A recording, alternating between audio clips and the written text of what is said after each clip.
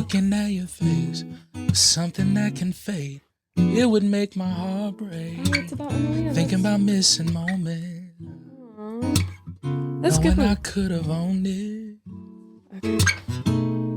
Let me slow down, cause I don't wanna miss a thing. Like icing on the cake, you're the sweetest part.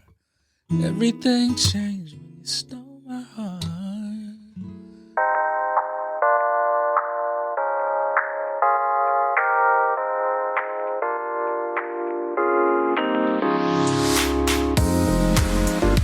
Welcome to the Cue the Spotlight podcast. I'm your host, Logan Stacer. And I'm your other host, Michaela Stacer. And we're going to start with some Kansas City news. Now, it was a slow news week, so we only got two headlines. First, city officials want you to know that spring is pothole season. So KCPD, if you see people swerving on the road, they're not driving under the influence. You can now play as the Kansas City Current in the popular video game FIFA 23. Even better, you can play in franchise mode and pay the players as much as the men's team. Wow, great news. Well, welcome to episode 3 of the Cue the Spotlight podcast.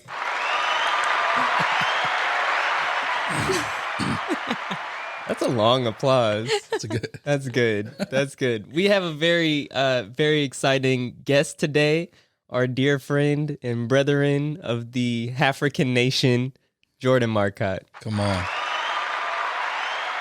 I like the applause. Yeah, this is good. Yes, I feel very welcome on this show. That's good. Thank you. Make yourself at home. You're on the sofa. I'm here. So Jordan, Yes. Cue the spotlight. We cue the spotlight on local artists. Oh, yes. You got to get in your spotlight. There it is. Wow. Thank you.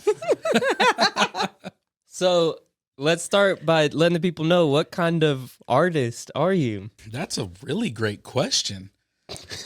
First one. Wow. Right out the gate. Yeah. Singer, multi-instrumentalist, producer, and dabble in all kinds of different genres of music. But my sweet spot is probably R&B. And how many instruments do you play? Probably like 5. What's the most recent one you started playing? You're talking about the automaton? Not trone, automaton. Yes. Japan's favorite musical toy. Wow. Musical toy. They don't even It's not consider an instrument, it's a instrument. toy? I'm pretty sure it's a musical instrument. Maybe I should say instrument. And how did Put some respect. How'd you start playing that? I started playing that because I had this music challenge for my YouTube channel where I asked my wife, I said, I want you to order a random instrument off Amazon. Don't tell me what it is. And then when it shows up, I have to just make something with it. That's a good challenge. It was awesome because the goal was like not to try to get super acquainted with it or anything. Just where does it inspire me to go? And it was quite the process, but I came up with something great. So yeah, the automaton. Automaton. I wish that I brought it because it actually would have been a great thing. For That's this all show. right. That's okay. That's all right. We'll bring you back with the automaton. Thank you. So we know your story. We love your story. And we know that you found music a bit later. And so run us through, what were you doing before music and then what changed for you? Yeah, my whole life, dude, was martial arts. So got into it at 8. Music and anything in that arena would have been the furthest thing from me. But I loved performance and loved entertainment. And so the older I got, I had, ambition early on was like, I'm seeing people like we used to train with like Taylor Lautner, for instance. Wow. And so seeing where he went to with Shark Boy and Lava Girl and all that stuff through. Wait, you trained with Taylor Lautner? Yeah, in I Chicago. never knew that. So You know Shark Boy. I know Shark Boy. That's crazy. So Crazy. the further we got into like XMA, which is the extreme martial arts, which is all the acrobatics and all that stuff, we started traveling and training nationally. And so because it was so new, it was easy at that time to be on the ground floor with everybody. That's why Taylor and different people were so accessible, because they needed people who could do that and then teach people how to act along the way versus, you see what I'm saying? It was easier to get people in. So, cause they needed people that weren't just stunt doubles or whatever, because it was too much of that involvement. They needed real martial artists. So that was my dream, was to try to chase that kind of entertainment career with karate. To be like Octopus Boy or Yeah, and you just be out there. Just whatever. But it was another thing. Like, yeah. So like seeing that gave it like a lot more like perspective and accessibility. And so, but then I was probably 17. I was 17 years old and, started going to church with our karate team. And I was like, they started getting us plugged into like dramas and stuff. I'm like, what's a drama? They're like, well, it's just like, it's like a play. You know, we just need you guys to flip. And we're like, oh yeah, bet we'll show up. So then started getting a little fascinated with like, with music. Like I'm seeing the people up there and they're doing the worship thing and they're just doing their thing. But then I started going to the youth group and the pastor was like, hey, you want to be a part of the praise and worship team? And I'm like, I flip and kick, you know? So kind of like a story, like a lot, I mean, through the church and stuff like that, started cutting my teeth, playing music. I was awful, absolute trash cans. But I found a passion in it that was different than music. It was wild. And so, slowly started just giving up karate and the dream and all of it. And then just started doing music. And then through that though, finding, dang, I love to express myself this way. And then trying to find myself in songwriting or trying to find myself in the genres that, you know, I grew up 90s R&B. So had a very young mom. Like I just was surrounded by like hip hop and R&B. So wanted to learn to play that way and wanted to learn to sing that way and just figure out my own voice and all of it. So, yeah, I mean, I think I broke the barrier of time as far as like how much time I spent in karate pursuing that versus music is now kind of like surpassed that. So it's been 15, 16 years, but here we are. That's kind of the whole thing. Here we are. So there we go.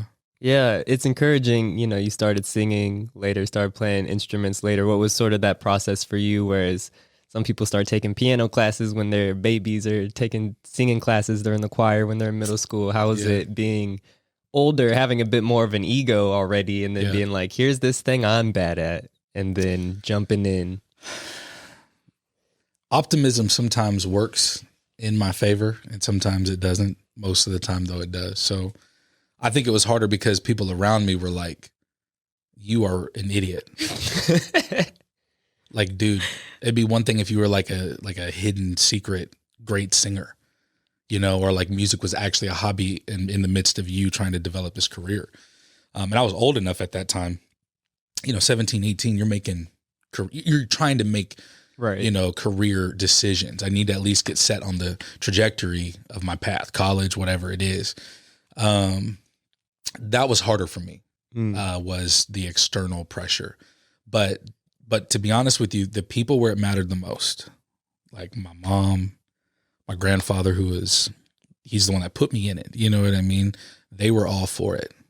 And that's really all I needed. I think I would have done it anyways, but that's all that I needed. So no classically trained stuff, no lessons, no nothing. I just was like, I basically applied what I had spent, you know, my whole life learning a discipline. I'm like, I can just do it again with a different thing. That makes sense. So that stuff, when you learn that stuff, I mean, it's not just for the thing you're doing. It can cross different disciplines. So, yeah. That's good. Oh, yeah. That's good. So in that beginning journey, you know, you're influenced by the church. You have these hip hop, R&B influences from your youth. When you're starting to form your identity and starting to develop, were you just going out there singing and being like, I hope this sounds good, or who are you getting that feedback from, or who was shaping your voice early on? Yeah, just experience. I literally said yes to everything. So weddings, funerals, you know, obviously church stuff, which was the opportunity for it to be more regular. But honestly, then it became recording myself on video. Then it became, you know, because then it started getting decent enough where opportunities are coming. And so now I'm getting introduced to the studio, and that's a different ball game than singing live, now you're singing on someone's record, or now, whatever it is. So I've just always been like, I just know that you have, like, experience is the name of the game. You don't just wake up one day good. Every single person in this entire world sucks until they don't. You know what I mean? Yeah. You suck until you don't. That is very true. No, yeah. Like, because you got to start somewhere. So I think people can have natural giftings. I think I could grab a hold of stuff, comprehend things. Muscle memory is great. So I can have like things that work for me, but nothing's going to come but on the other side of experience. So I said yes to absolutely everything. What's your most embarrassing performance? The most embarrassing performance actually was significantly later in my career, which was being on tour for the first time with my wife, Sasha. And we're in Denver, Colorado, opening up for this show that we're doing. And my opening note, I cracked so hard. Like the loudest crack probably of my whole life. Wow. I mean, it was like really bad. But then I don't know. I was like, well, we're family now. Yeah. This is the opening note. Like, I got to keep going. What are we going to do? So believe it or not, I mean, I would probably look back and be like, wow, that was embarrassing because I felt like I wasn't that good. But I actually have not had like super bad moments. That's good. That's good. Yeah. So I hope I don't. But it also just, I'm also just the guy that's like, it's just real life. Yeah. If I screw up, that's what live music is for. I mean, you want to be rehearsed, but it's also like we're human. So if my guitar falls off, if I sing a wrong lyric, you know what I mean? Like, and I'm really known for being way too whatever on stage. So like, I'll be up there and I'll be singing, and I'll just talk to the audience, just let them know that I messed up. They would have never known. So we're up there jamming. It's like, oops, my bad. I sang the wrong lyric. And I think like I appreciate that stuff about people. Because I'm like, when you're on tour, you're playing 20, 30 shows. Like, you're going to have a night. Yeah. You can't nail it every time. Yeah. You just cannot. So, anyways, that's it. That's the worst one. It's not that bad. No, it's not that bad at all. It's not that bad. So when did you transition from this is a hobby, I'm doing weddings, singing at the church, into like Jordan Marcotte, Spotify account, stream the music? I didn't wait long. I started figuring out, I mean, my dream with karate, like early on with karate, I learned how to make money. So being an entrepreneur, it was like, because I learned XMA, the extreme martial arts stuff, I could be a part of a traditional karate class, but then kids are wanting to learn that. So I'd go to community centers, I'd go to church buildings, whatever, and be like, hey, can I borrow or rent out? And they're looking at a 15, 16-year-old kid. They're like, you don't got to rent it, just use it, So when I figured out that you can make music and sell music, I was like, well, I don't care if I make a lot of money. The fact that I can is cool. So that my first record was 2011. And then I've kept at it ever since. But I mean, like live events, weddings, all that stuff, when people want to pay you good money to come and do something that like you really love, I mean, it like ruins you for kind of the other thing. Yeah. 9 to 5 is not bad. Some of the, like I still work other jobs in tandem with music. But the reality is early on, I just realized people cared about it. So if you kept at it and you kept building it, more and more people will care about it. But you have to care about it. So I think it was about the long game for me, and still is like the long game. And I was going to ask him, how did you transition into producing? Because I was too broke to keep trying to fund my own records. So I knew that I could hear music in my head and how I wanted it to be. And you would sit there and work in a professional studio. It was a great experience. I learned a lot. I needed it. At that time, it was about investing into experience and getting that. But when you're trying to do $2,000 to $3,000 a song, it's not sustainable. Yeah. There's only so many Kickstarters you can do, and I've seen successful Kickstarters. I've seen, failed Kickstarters, and I'm like, dude, the only way that I'm gonna be able to do this is if I just figure it out myself. So because I was a musician, I was like, I really need to teach myself how to be an engineer. And then, so it was really out of demand. I was like kind of a life motto. My mom used to say it about getting tickets, but a life motto for me is just like, I've got more time than money. And I think even if I ever, get fortunate enough to have a whole bunch of money, I think that I'll always like have that. Like we all have more time than money. She would say that with driving, cause it's like, don't get a ticket. You got more time than money. So don't speed, Oh, that makes sense. That's what I kind of say to you sometimes. Yeah, I wish I would have been told that early on. Yeah, it's like you got more time than money, and it's like, no, you're right, because you could either be like, was it worth getting there a little faster? Right. $200, it cost you $200, and then you got there slower anyways. Yeah. So, anyways, I just have like adopted that to like my whole life style, as far as like, because that mentality was there. It's a slow game. And I've got more time than money. So I was like, well, I could sit here and drop $3,000 on my next song, or I can buy an interface. I could buy my whole studio for $3,000. Wow. And so I did. Nice. That's exactly what I did. Yeah, because you have a home studio. I do. But even in the beginning, like all that gear was so inexpensive. It just was entry level, and just, I knew that I just needed to put in the reps. But it's literally what I just said earlier. Like, I have that mentality of like, I know what's on the other side of just showing up. Because I go back and listen to my productions just from 5 years ago, and I'm like, oh my gosh. But it's like what I showed you guys, with the Kansas City Chiefs song. Like, that was something from 4 years ago that I'm glad I didn't delete, because the idea was there. And now that I had more experience, I was able to like develop that and make it what it is now. And so it's crazy how much time will go if you just give yourself like time under tension and just stay there. Yeah. Because we'll always have more time than money. Because I'm telling you, even when you got money, it's like, don't stop with that mentality. You know what I mean? Just because you can pay for stuff. So I've tried to keep myself under that. That's good. Yeah. So in the spirit of the long game, we have a segment on our show called Free Game. Free game. Where we give our viewers some practical advice, some practical game. Yeah. So as a musician, instrumentalist, producer, what's some practical advice you would like to share with that camera right there? That is a great question. I probably would have said what I just told you, because that was free game. Well, more free game. More free game.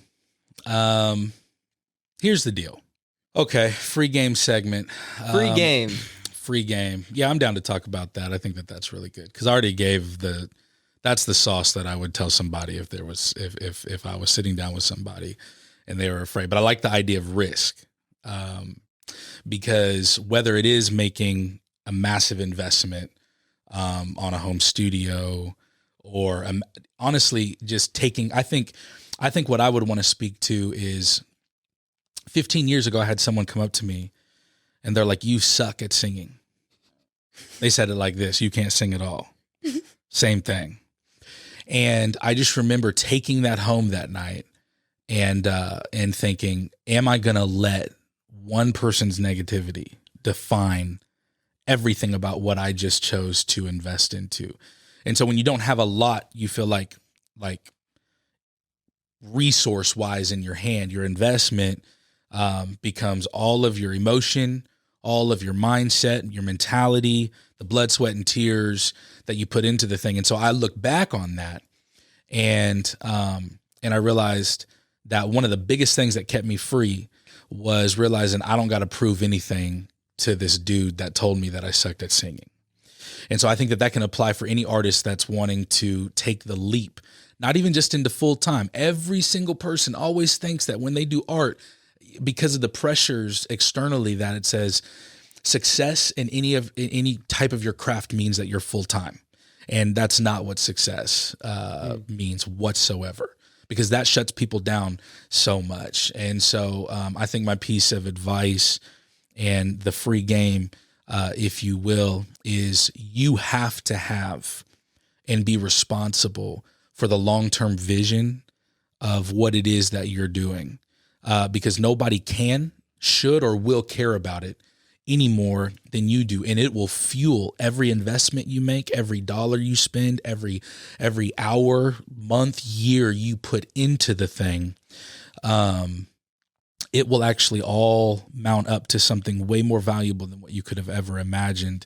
But if there's too many things that can dictate that and determine it, then you're not actually in control of what that thing is. It's not something that belongs to you. It's a fantasy, and something that you hope just kind of like happens. But take the weight and the pressure off of yourself as a creative, as an artist. You don't have to go full time. You don't have to do all this stuff for it to mean something and be valuable to somebody else. I realized that when I got a message from somebody. This was actually a song that I took down. This is the last thing I'll say here in this free game segment. This is the value of this. I took a song down 6 years ago that I thought wasn't good. And I was critical of it. I judged it, the whole deal. I was like, just take it down. Nobody cares. 2 years ago, I get a message from a dude who basically hit me up on Facebook, and he said, forget you. But he said a much different word than what I just said just now. And I said, for what? I don't even know you. And he said, you had a song up 6 years ago that I have listened to. But not only have I listened to it, one night I was going to kill myself. And I know this is getting really deep real quick, but I was going to take my life. And I played that song all night long. And I'm still here today, and I'm trying to find it. And I can't. It sunk me in that moment where it was like, is it really just about all of the multitudes of people that know, or is it valuable for the one person that it might impact and literally change the trajectory of their life? And so don't be overcritical of your journey. Give yourself a whole bunch of grace, and you be responsible for the vision long term, because it will dictate a lot of things about where you end up. So that was really deep. That was really deep. But that's really where we went. Free That was game. really good free game. But I like artists to be able to know that, because I think creatives should be more set free in their craft. Way too many external pressures for no reason. Yeah. Oh, yeah. Yeah, I like what you said about not having to be full time for it to be successful or meaningful, and that does keep a lot of people, I think, from starting. It does. Or feeling like, I can do it. Yeah, because I think some people are probably among the best in the world, and they just might not be exposed, and they might not ever be. Yeah. But what's the end goal? And sometimes it just takes a little bit of time. So, yeah, I'm deep with this stuff. It matters. Free game. It matters. That's good. Okay. So I imagine our next question is usually about the period in an artist's career where they're making things that they don't always share. I get the sense that you share a lot of the work you put out, but can you speak to putting in the reps, as a songwriter, as a singer? Yeah. There's a lot I don't put out. Take a look at this. Let's look at it in real time. I can't show you my hard drive, but I can show you this if I can get it in. There it is. Look at this. Are those all songs? Here you go. Song ideas. Wow. So when you get a song idea, what happens? He's still scrolling. Oh, yeah. Hold on. We got a few years to go through. Oh, wow. No, I'm playing. No, but we really do. What are we on? 2016. We're still going, baby. There's a lot of things that never get to see the light of day. What was your question? Oh, when you get an idea, are When you like, boop, boop, boop, boop, time to record? Right there. Okay. And so there's a lot of things that don't see the light of day. There's a lot of production sitting in my Logic folder that will never see the light of day that I know of. But it is reps. You know what I'm saying? So, yeah, like I think I could actually explain it better, through just like my acrobatic journey. You know what I mean? Like people can see a 12-foot, round off back handspring, back tuck, me flying through the air. That was many Chipotles ago. But they could see that and be like, wow, that's just very impressive. But they don't know how many calf raises, the thousands of calf raises that I did, the things that get to that place. So a lot of times we put out as artists what we would consider in that moment the best piece of work, or the most excited that we are about that piece of work in that moment. But there's probably a lot of lyrics, songs, things that were required in order to get to that place. So I actually have a lot of stuff that is completely unreleased. And so whether that was just a part of the rep, or whether it's something that's being stored for later, I do think it's important though. Yeah. And everything doesn't have to go out. Yeah. So the mixed question, when you have an idea, what do you do? Voice notes. Yeah. Voice memo first, most of the time. Yeah. Cause I have to, it's just all about getting the initial idea out. Because in the moment, I'm always stoked about whatever that thing is. Yeah. Sometimes I'll go back and I'll be like, bro, that was not as dope as you thought it was. But I needed that. But I've also had it to where like, I'll go back, I'm working on a song and I'm stuck. And I'll just go back and sift through some of those things and I'll find the idea in there, whether it's a melody or a lyric idea. So I try my best to log them very detailed, you know, to be like acoustic riff in G, whatever, you know what I mean? I just try to like be able to recall what they were in the moment. Yeah. So Do you listen to them often? Often for me is probably like once a quarter, which doesn't sound like a lot, but once a quarter I go through and I skim all of them to the best of my ability. I take the ones, because, you know, sometimes I'm in a moment, I'm working through something and it's like 6 of them are just like repetitive ideas or whatever. So I skim them probably 4 or 5 times a year, which doesn't sound like a lot, but it is for something like this. This is really deep. So, and there's a lot. We're going back to 2016. So I need to back them up, actually. You want a free game? Back up your stuff. It's the free game. That's free game. Back that up. Use that one. Yeah. Okay, there you go. Back that sound up. So in the process for you, it sounds like, you know, you knew you were all in. You put in the reps. When did you feel like you got good? That you were confidently able to say, I am good? And what were some of the either people or lessons or resources that helped you go from where you were to where you are now? Yeah. I probably felt like I was good like last week. That's when you hit it? That's when I really hit it. No. 15 years? 42 I mean, years it later. probably genuinely today, I probably would feel like, and I'm looking at this holistically to where I'm at today, as a producer, as a songwriter, and as a player, probably 2 years ago. Probably 2 years ago, I'm like, I'm good. Still like big vision, got a lot of places I want to go, want to develop so much more. But as a player, as a producer, and just as a musician, just overall, I'm like, I'm good. And that's more like good means like I feel confident pulling up wherever and doing. And that's also just in my mindset. Like that's also like all of the other garbage and external stuff just feels so gone. Yes. Do I still face certain, you know, whatever? Everyone does, but it's just like overall, probably like a couple years ago. So it's a lot of years. Yeah. To go through that, to then be like, yeah, I'm good. And then resource wise, I don't know. Victor Wooten is an amazing bass player and musician. He said something one time that was incredibly liberating, and it became way more realistic when I became a father a couple years ago.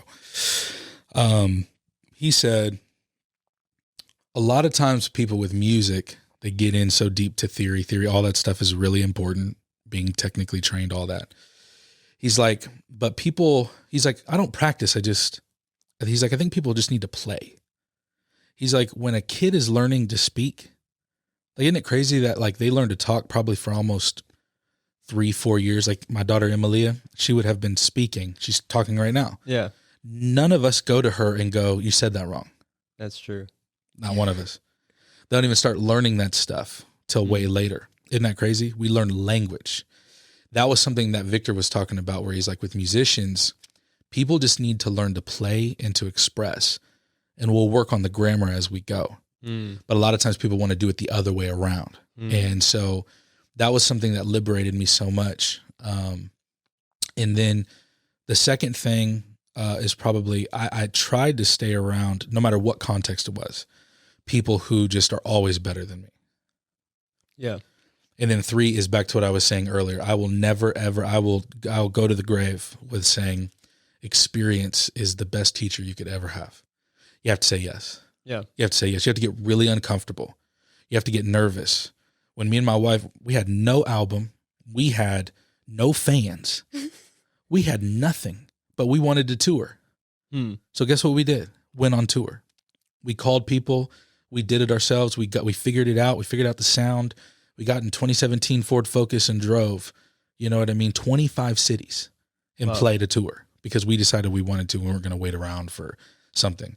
We played for more dogs than people.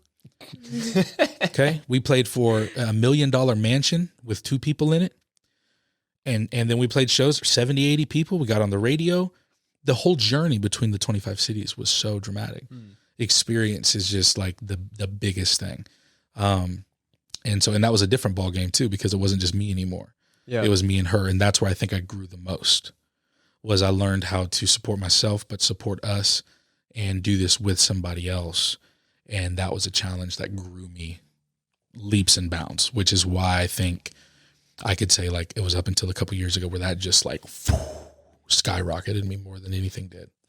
So nice. Experience. Got to say yes and just go do it. What is the thing you've learned from the most important thing you've learned from working with your wife? It got really easy to know my ability, and it's like, it's not the same. I mean, this is just marriage 101. Free game. Free marriage game. But it's just like, I know this sounds so basic, but it's just not about you. But that meant something different in the creative process and in performances. And it wasn't just about being as strong as your weakest link. Like that, it wasn't about that, because it wasn't about belittling, her because she had different experiences than me and vice versa or whatever, So I think I needed to learn patience, but not being patient with her, being patient with me and what my aspirations were within the thing. And I got to learn to enjoy music, I think, in a new way. So yeah, I was a lot harder on us, and she gave a lot more grace, and we needed to find a balance.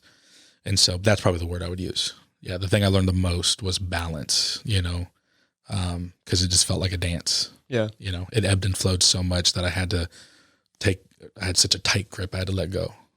Yeah. Yeah. Marriage 101. That's good. That's good. So in this, speaking about opportunities, speaking about experiences, saying yes, you went on this 25 city tour, you're proudly repping Kansas City with your hat. And Kansas City, we talked about it last episode, it is a music city, and I don't know if as many people know about the music scene that's going on here.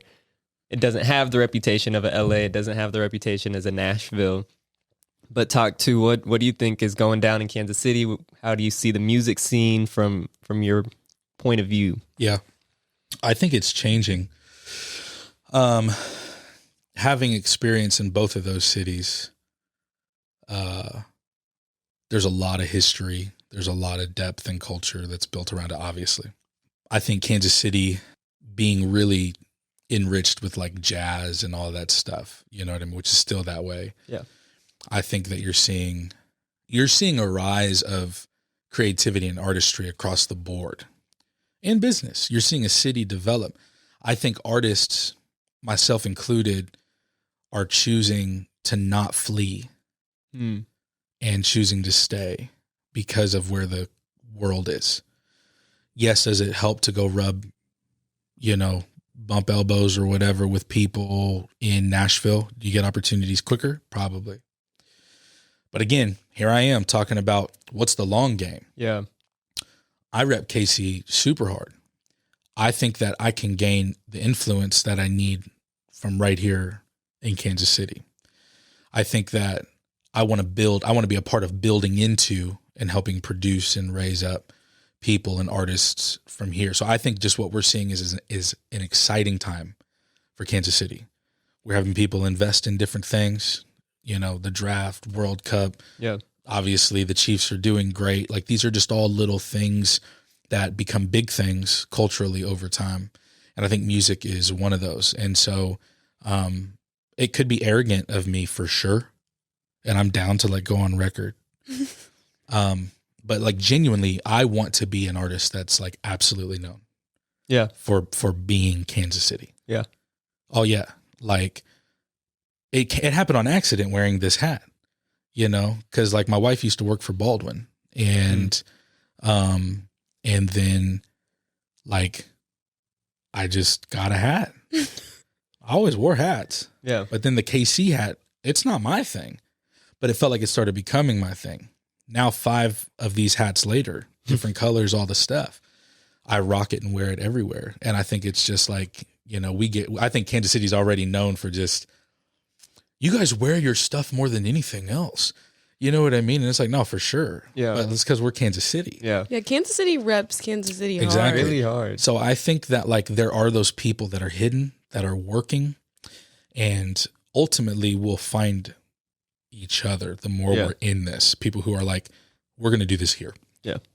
And I genuinely want to be a part of that, which is why production is a valuable thing to me, because I want to help artists get off the ground as much as I'm fighting for myself to get off the ground. And it's really just to be seen and to help influence Kansas City's music scene and culture. And so I don't know what all that means, but I'm just down for the ride. Nice. So I'm just going to keep doing the best that I can and staying in front of the game here. But that's how it works in any other city. Yeah, for sure. Relationally. Yeah. All day. So what are you working on now? Many things. Many things. I mean, me and Saj, like the last 5 years of my life has been primarily working on stuff for the duo. So live performances, our record that we did. And that's where like hidden in behind the scenes is just all this random stuff that I've been doing. Yeah. Most of it's just, you know, developing my chops, all that kind of stuff. But there's several projects that I'm pumped about. One of them is the writing of the anthem for the Kansas City Chiefs, unofficially, but could be official one day. Could be official. Logan knows about this really process really well. Good. So turning the corner on that feels really dope, because that's even like a part of what I'm saying, like letting music. I feel like I'm an anthem writer anyways. So it's like being a part of a city. There's something powerful about that. There's something inspirational about that. You know what I mean? And so to write a song like that, even if it's just received from our population, would mean a lot to me. You know what I mean? And so that's how like getting under a city, celebrating a city, getting excited with the city. So that's a big project that I'm pumped about, because I feel like it will extend beyond me. And I think that that's super dope. And then there's other musical things that are out there, you know, like I'm slowly working on, I haven't done a solo record in a long time, like a very long time, 2014, I think, I have no idea, 2014. Predates your notes. Huh? I said it predates your voice notes. And so you're going for like Frank Ocean time. Yes. Between albums. Yes. So I'm just slowly chipping away at that. And it feels really cool, because it's like for the first time I can be responsible for all of it. And that feels really good. So outside of like little singles and stuff, or the YouTube channel and all of that. What is your YouTube channel? The YouTube channel is Don't Quit Music. Okay, and what do you talk about on there? Not quitting music.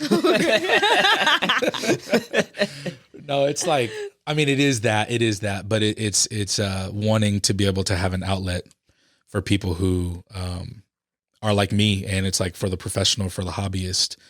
The reason music can't always just be tailored toward the person that wants to go full time is because the lawyer enjoys their job. Yeah. They just need a healthy hobby, and they need an outlet. We all need that. Yeah. You know what I'm saying? Everything can't be something that's always trying to like earn something. And so building a platform that just talking about all kinds of music stuff, from stuff like what we're talking about right now to interviewing artists and just asking, have you ever wanted to quit? Everyone's going to say, yeah. Oh, everyone will say Why yes. didn't you? You know, all that. Practical advice, doing fun songs like the Automaton song, you know, just, hey, get out there and just have fun and do it.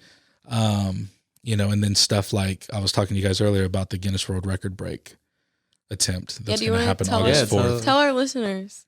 Yeah. So should I still just talk to y'all? I'll just still look at you guys. Yeah. You can tell us. Yes. Good. August 4th. Well, here, really, really fast backstory. I collected, you know, as many Guinness World Record books as I could early on. It wasn't like something that I would wear on my chest or post on a status. Like, I really want to break a Guinness World Record. But if you would have asked me, hey, did you ever want to break a Guinness World Record? I would say yes. So when I was looking up all my stuff for Don't Quit Music, I was looking up different references, different other video ideas. And I saw this dude break a Guinness World Record. And I was like, hold on, let me see what they have for music. And sure enough, I was like, They have the longest guitar lesson, which is 24 hours and 6 minutes, that was done in 2019 in the UK. And I said, Sasha, it's my wife, I'm going to break this. Oh, yeah. Yeah. So they said it was going to be a 12-week process to get approved. I got approved in less than 30 days. Nice. Wow. And it is very extensive how it has to happen, because a minimum of 10 people have to be in the class at a time. So it's not like 24 of my friends can come and just do 1 hour. Oh, wow. Yeah, so 10 people have to be in the class, and at least 20 people have to be involved through the whole 24 hours. So my goal is I'm going 25 plus, and I'm going to break it. Nice. Yeah, so that's gonna happen, which is really exciting for me, because basically the way it's being promoted, or is going to be promoted, is Passion is going to break a world record. I like that. Yeah, so it's not just like some one-off thing. I mean, I'm not going to discredit anyone's world record. Yeah. You know, if you want to juggle Tic Tacs, you know, you should do that. But I have no interest in that.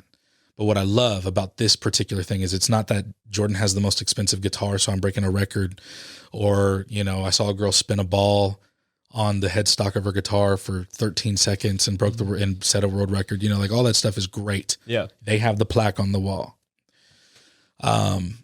But the fact that I can take something that I have valued my entire life as a teacher and literally just let Passion go crazy and break a record, that's awesome. Yeah. So then we're going to, you know, have opportunity to be able to give back. We're trying to give, because 20 people have to be involved.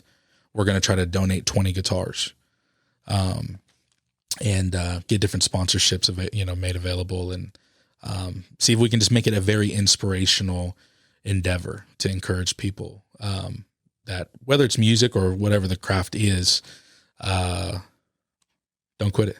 I like that. I like that. Yeah. It goes in line with your YouTube channel. Yes, it does. Don't quit playing. Yes. At least for the next 25 hours. Yes. That's good. Yes. That's good. Well, in the spirit of not quitting music, would you like to play some music? We have a segment called Do the Thing. So whatever that thing looks like for you right now. Could you imagine? Huh? What? So what would you like to do? I don't know. You don't know what you'd like to do? I don't. Let's see. We'll see. We'll see what comes to you. I don't know. I got to take these off though for this. Hello. Can y'all hear me? Yeah, we can hear you. Yeah. I'll sing that song. You know what I will do? I'll sing a little bit of that song, of Emilia's song. Yeah. Yeah, I'll save the duo stuff. If we ever come back, me and my wife will sing. I'll sing just a little snippet, because this isn't out anywhere.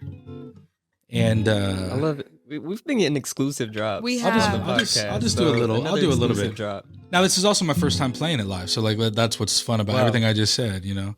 So let's do it. Can you guys hear me good? Yeah. Yep. There. Let's see if I mess it up. If I do, you already know what I'm gonna do. Time is moving so fast. I'm gonna put my phone down and make it last. 'Cause how could I replace looking at your face with something that can fade? It would make my heart break, thinking about missing moments, knowing I could have owned it. So let me slow down, 'cause I don't wanna miss a thing. Like icing on the cake, you're the sweetest part. Everything changed when you stole my heart. Ooh, ooh, oh yeah. 'Cause I'm not in a hurry, got no place to be. So if we lose track, that's okay with me. Ooh, ooh. I'll give you that. Woo! And I messed up and we still kept going, baby. Hey, No one knew. No one knew. No one knew. So that's a song for your daughter. That's a song for my daughter, Emilia. It's called Icing. And it'll be the next single apart from the Chiefs. Will it release on her birthday? It will not. Oh, okay. I'm not quite there, but we're It close. sounded good at acoustic. I don't know how much you need to produce that, honestly. It's produced very minimally. It Okay. feels really, really good. Yeah, but I just was sitting there. She had woke up at like 5 a.m. and there's this part in the bridge. I'll save it for when y'all hear it on the record. But it was like, I was battling this thing of like, well, I want her to just be able to go and play, so it's not a big deal if I'm on my phone. And then it was just like, bro, just put your phone down and just look at her. Yeah. Like the moments are going to go super fast. And that's just where it came from. We love that. So there you go. I love that. Thank you. Thanks for sharing. I'm excited to hear the full version. Yeah, me too. So, when you put out music, when you put out these songs, promotion is obviously a super important part of an artist's career. How have you learned what's worked for you in promoting yourself, promoting your work? And, what do you think are some areas that you can grow still as well? Yeah, I'm definitely growing more in that now. So I'm we live in a social media world. I used to want to shove it so hard. Yeah. Just be like, forget this. And it's like, that is so dumb. Free marketing. No dollars have to be spent for you to do your craft and post it. Nothing's guaranteed. I know everyone always wants a viral kind of thing, but something that I was listening to not too long ago was start making investments in backlogging your content. Because one of the worst things that could happen to you is you do have something blow up and you've got nothing else. So sometimes you'll build content. I'll give a great example. You ready? Yes. Is my buddy Ryan Carr. He's played on several records, Kansas City guy. Yep. From somewhere else, but has lived here for a while. And he one day, he was trying to do a lot of things. He was trying to be a photographer and trying to do video, but he's an amazing drummer and producer, like amazing. And so that's what he was known for. Oh yeah, come play on my records. He played on like 3 or 4 of our songs, whatever. Great dude. Well, long story short, he's like, was encouraged to like start. He's like, I know video, so I can film myself, producing my own stuff and then showcasing my drumming. That's cool. So he did that for like almost 2 years, year and a half solid. That's a long time of putting out content, even if it's once a month, like it's still just time, He put out several really good things. And then he had this one called By My Side that just broke. And it wasn't long after that where he gets a little DM from none other than Usher himself. Wow. Oh, wow. Saying, love your stuff. I'm out here in Vegas. Would love to bring you out. I want to talk to you about something I'm doing. And so if you've listened to his 25-year anniversary project from My Way that he did back in 1999 or whatever it was, he had Ryan reproduce 3 of his biggest songs. Wow. And with his name on the thing. City. That's what I'm saying. With his name on the thing, not just like, you know what I mean? It's reimagined by Ryan James Carr. That is phenomenal. That's amazing. That's phenomenal. Yeah. So why do I say that? I say that because he's an amazing example from Kansas City of what happens and why it's important to promote yourself and put yourself out there and be okay with just taking the time to do it. Because then what was able to happen is someone saw that one video, but then they were able to go back and skim through. There's another one. There's another one. There's another one. This dude has been after it. There's another one. You want to be binge worthy. Yeah. That's the place that we're in. So my focus right now is I'm still doing full length records, but I'm specifically producing 60-second records right now to engage YouTube and all this stuff. But what I'm doing that I have not seen anyone do is I'm going to release them on Spotify. Just the 60 seconds. Just 60 seconds. I like that. Yep. Because here's what happens is instead of streaming one 3-minute song, people will stream this 3 times in a row. Yeah. They will listen to it back to back.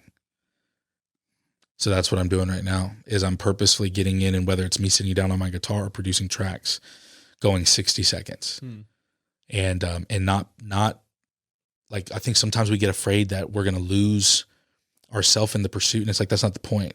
It's about finding how you work within the marketing strategy. What do we have? More time than money. So they would always say, if you're going to spend $5,000 on your record, you better at least spend $5,000 in marketing. Marketing is a good part of the game. That is business across the board. We are businesses. Yeah. Absolutely. Yeah. But what do you do if you just don't got capital? So what happens now that I've made all the investments and I'm spending my time putting all the music together, I'm going to take that same amount of time and I'm going to put it back into developing that content. And so that's my goal right now. That's what I'm learning in this season of life, is figuring out what consistency means to me and then execute. Put your head down for 12 months, then look back and evaluate. But don't do it before that. I like that. And I like what you said too about having the backlog, because essentially that is a portfolio, like an online portfolio. Yep. People can be like, oh, I like this song of Jordan. Oh, I also like, Yep. Because it's not always about the numbers and the performance of everything. People are like, check your analytics. You should do that. But sometimes it's not about that, because one of these days you will find the right break in something. And you'll want to make sure that you stay true to you, because if people fall in love with that one thing, they want to be able to go back and continue to experience that thing. Doesn't mean that you can't change. Yeah. It's just don't conform. How about that? Don't conform to something. Work within it. I keep hitting this thing. I'm so sorry, audio engineer. Okay. That's great. Yeah. So last question for you then. Yeah. What's the big vision for Jordan Marcotte? Yeah, big vision for with music. yes. Yeah. To enjoy doing it my entire life. That's good. Literally. That's good. I know that sounds like, oh, good for you, Yoda, but I want to be about what I say. Yeah. Quincy Jones is like 90, still going. Yeah, dude. I saw him at the Hollywood Bowl, all these people doing renditions of his music while he's just got to sit there. Dude, it was phenomenal. Yeah.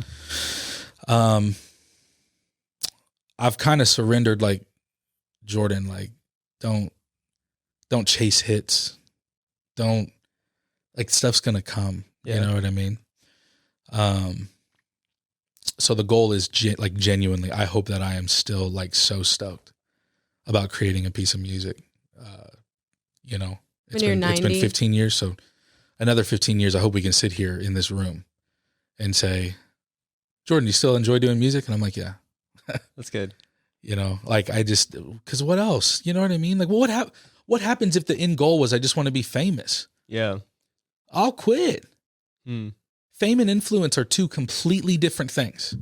To be influential is not, it's not all the same. It doesn't just mean fame.